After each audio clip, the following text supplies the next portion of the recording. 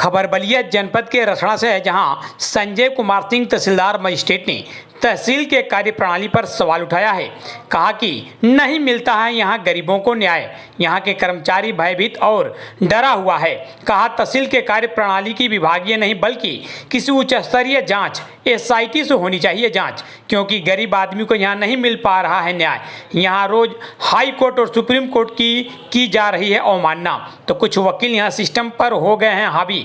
कर्मचारी यहां डरे और भयभीत हैं, उन पर गलत काम करने के लिए बनाया जाता है दबाव।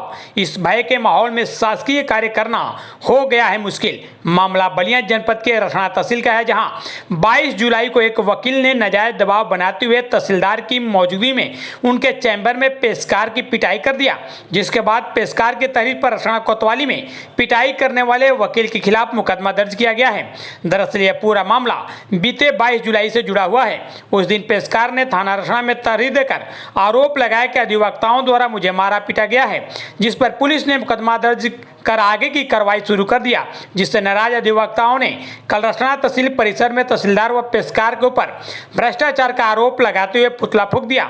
अधिवक्ताओं ने पुतला फूंकते हुए कहा कि पेशकार द्वारा अधिवक्ताओं से दुर्व्यवहार के मामले में प्राथमिकी दर्ज कराएं, निलंबन तथा हस्तांतरण की कार्रवाई की जाए। जब मीडिया से इस मामले में तहसीलदार से बातचीत किया गया तो तहसीलदार मजिस्ट्रेट ने तहसील के कार्यप्रणाली की पोल खोल दिया और सवाल खड़ा करते हुए तहसील के कार्यप्रणाली की जांच की मांग की। SIT से जांच कराए जाने की मांग कर डाली।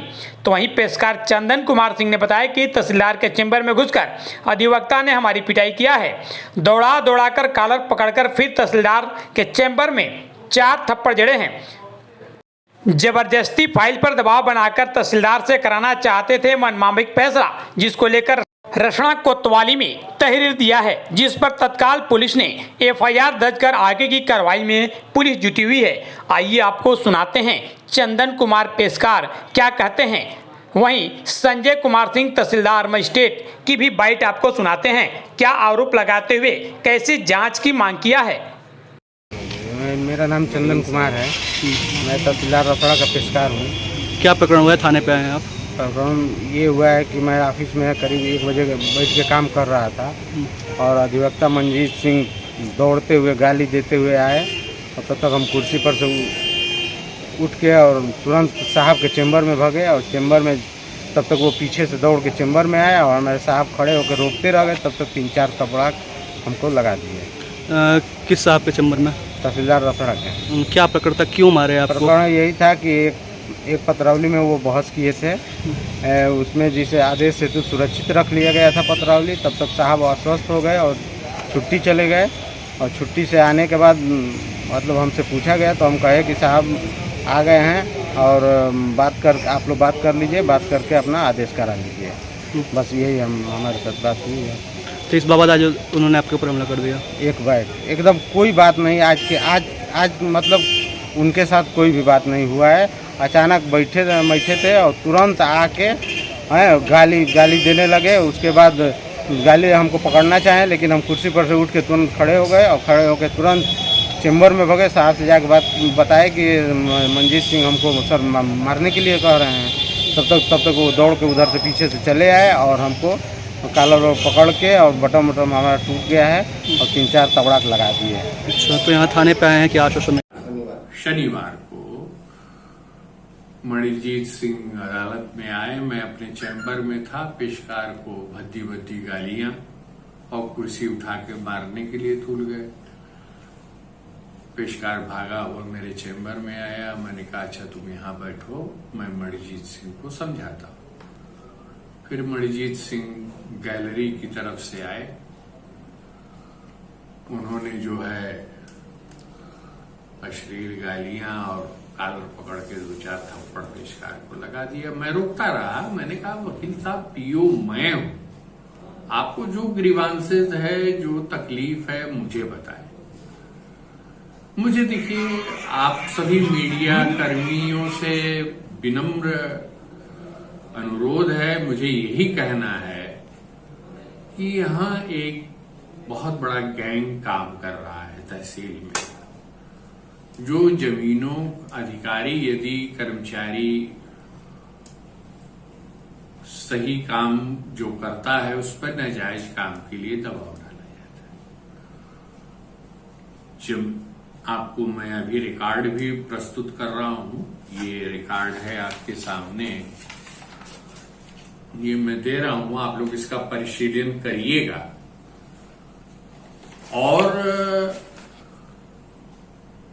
इस तहसील की वास्तव में विभागीय जांच नहीं बल्कि इसकी किसी उच्च स्तरीय जांच, एसआईटी वगैरह से इसकी जांच इस तहसील के कार्य प्रणाली की होनी चाहिए, क्योंकि गरीब आदमी को यहां न्याय नहीं मिल रहा है।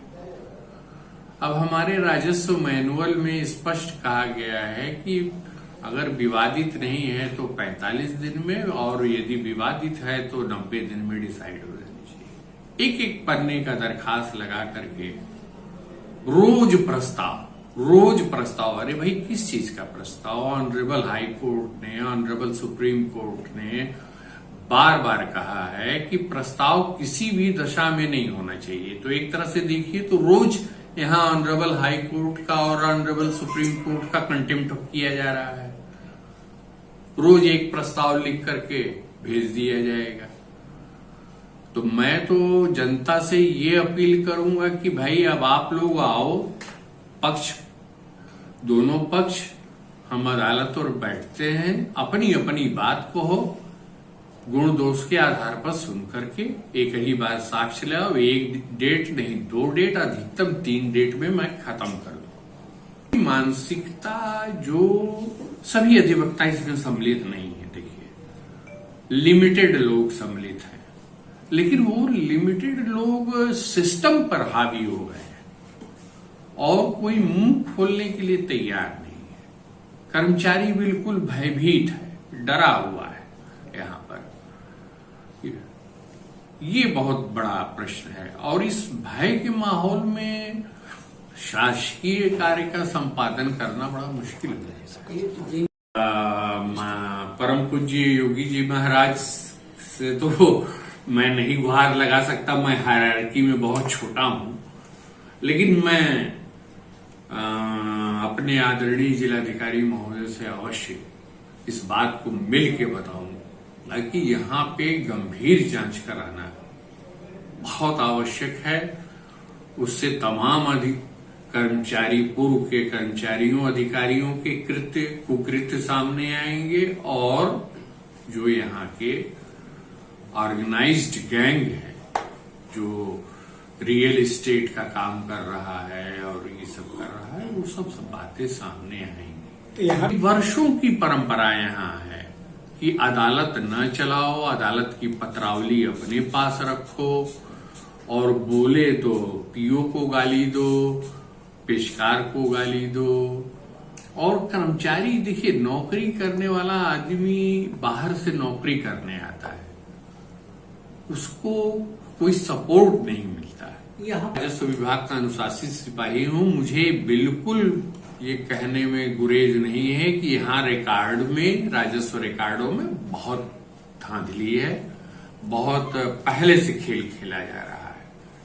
वगैरह मैं देख रहा हूं, मैंने कई बैनामे ऐसे देखे, 1-2 बैनामे जिसमें लाखों का ट्रांजैक्शन बिल्कुल कैश में किया गया है, जबकि आईटी एक्ट में 2 लाख के ऊपर का ट्रांजैक्शन कैश नहीं किया जा सकता है, लेकिन कैश भी किया जा रहा है। इसकी तरफ कोई देखने ही वाला नहीं।